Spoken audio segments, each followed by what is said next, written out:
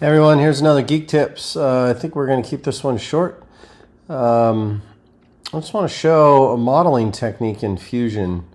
My intent on a part like this, I deburr everything. If you follow any of my other Geek Tips, you should know that. We have, if I wanted a very nice chamfer on this 3D edge here, we have a couple good options. One of them is to use the deburr toolpath, and you can actually select this edge. That works pretty good.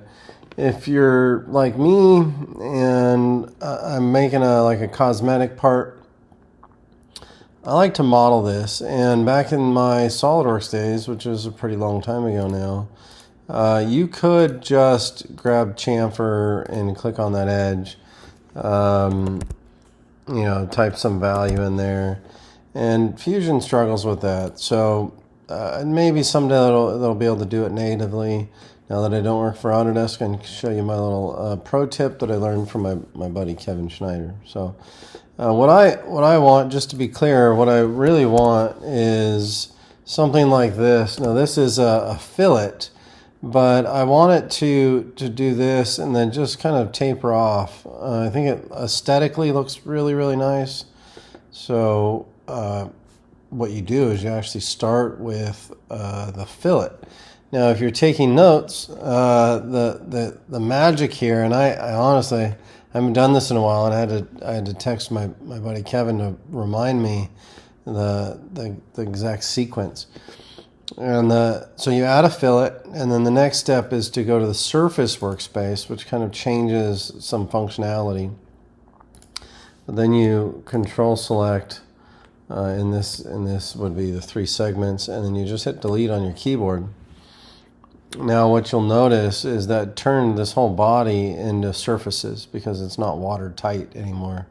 If you look, you're actually looking inside the part. So everything became surfaces here. Now I'm reiterating, this only works when you go to the Surface Workspace, because if you try to do that in the Solid Workspace, it just deletes the chamfer and it would look like this. So now the next step is to go to Loft, and then pick these edges here, and then you're going to pick add another edge selection, pick these edges here.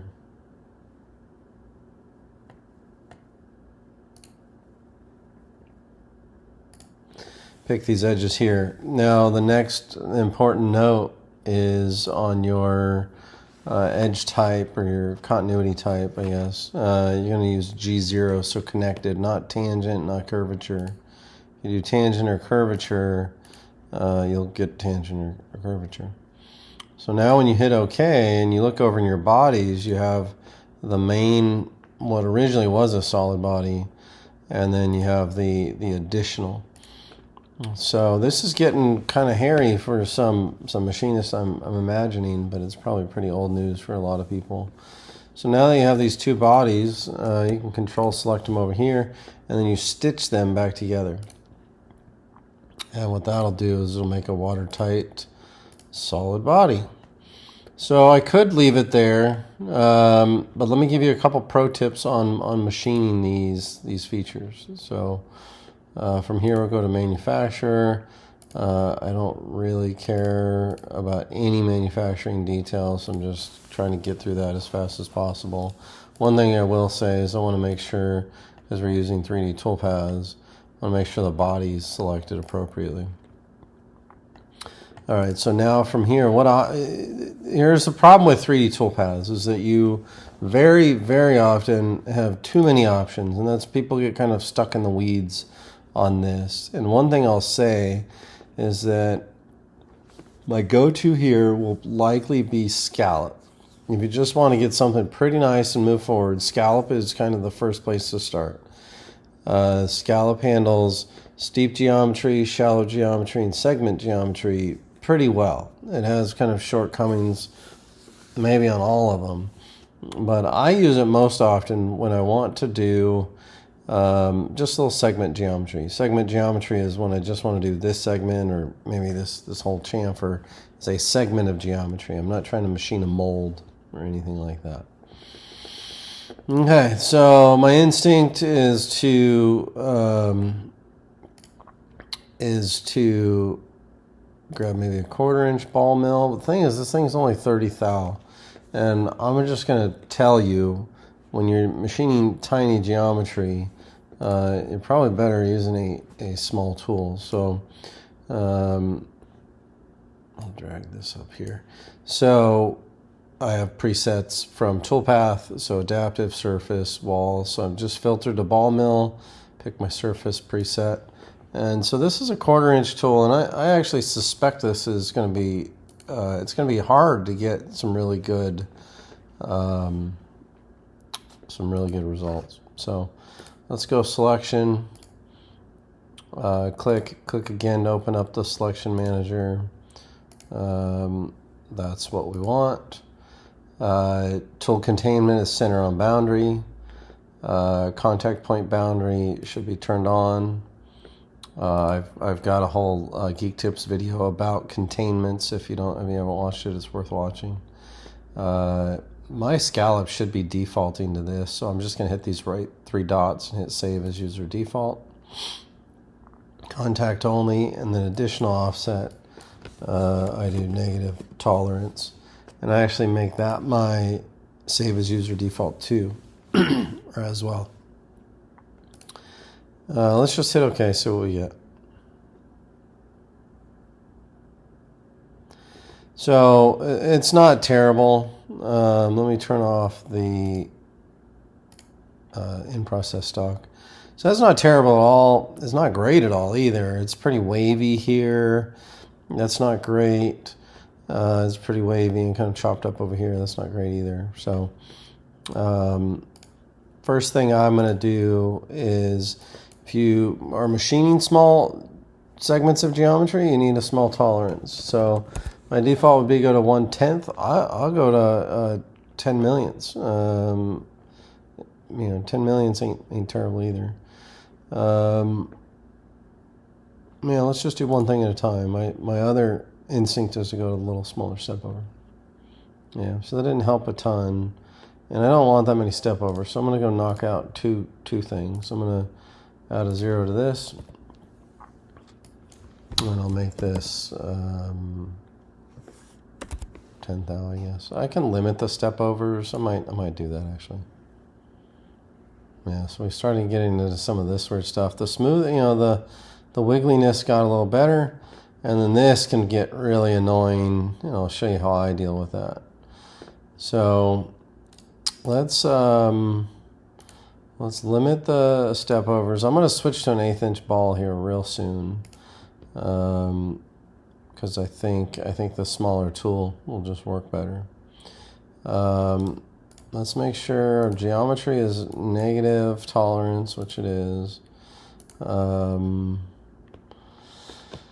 Yeah, so before I start, screwing with this much more, I'm just going to grab my smaller ball mill. Let's 1/8 inch in mill. That'll work good.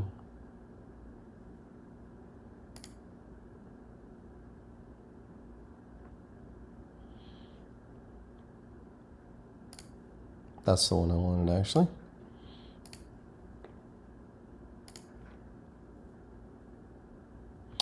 Yeah, that cleans it up a little bit more. I don't like how it's dipping off of that. Let's deal with that here in a minute. Oh, this is a much bigger chamfer than I originally intended. Which is, I made this 40. I was wanting to make this 20. Yeah, we'll see what that does.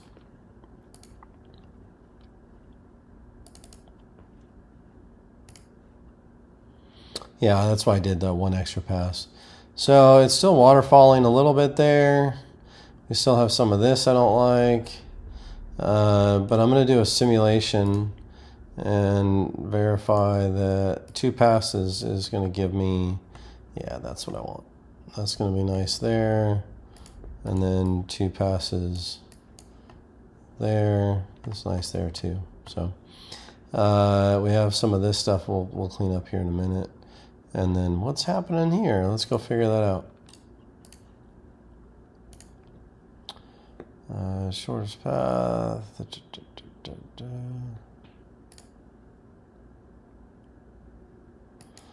Let's turn this to 0. This additional offset to 0.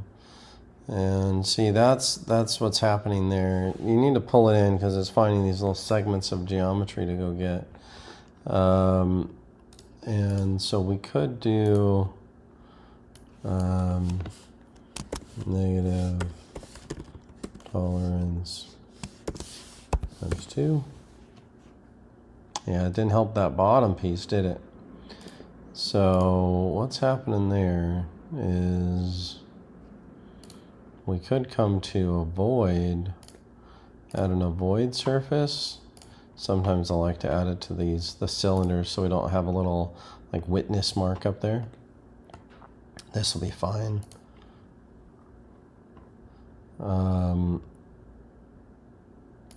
And I wanted to make this an avoid surface, and I'll make that like a 1/2 thou. Everybody, if you're coming from Mastercam or whatever, a lot of people overuse these.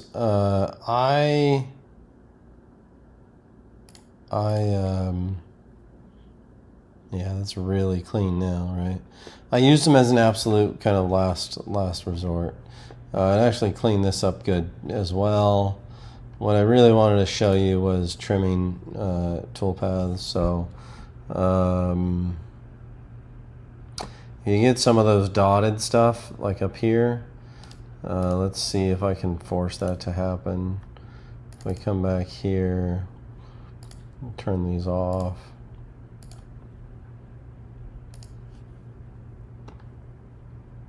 Yeah. I'm trying to replicate the problem.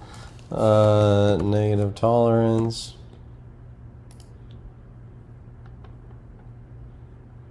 Still looks great.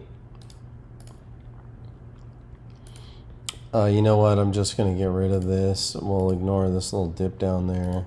What I really wanted to show you is how I actually don't love. I very rarely trim my toolpaths. But if I had this and I was struggling to deal with it, I just wanted to show you how powerful it is. That you can, you can just come up here and say get rid of that stuff, and it just trims it off. It's really nice. And you can come down here and edit it. So now that opens up this browser, the timeline down there. So you can do another trim. So you can also delete passes. And I'm sure this is in the manufacturing extension. Yeah, so just kind of keep that in mind. Move the entry point. Trim is probably the most loved part of this direct editing, but it's real powerful stuff. A lot of people think the manufacturing extension is worth, just that makes it worth it right there. So with that, I would go back and add this as an avoid. We already kind of saw how that played out. I hope that's helpful. I'll stop talking. It's a nice, it produces a very, very nice result. That is nice, kind of comes up these little fillets here. If you make cosmetic parts, I think it's something you'd probably appreciate. So with that, cheers everybody, have a good day.